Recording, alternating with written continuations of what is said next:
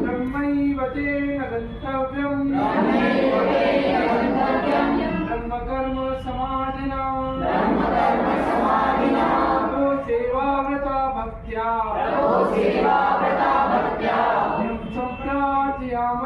वयं सम्प्रार्थयामहे कल्याणार्थं स्वराष्ट्रस्य सारार्थं च संस्कृते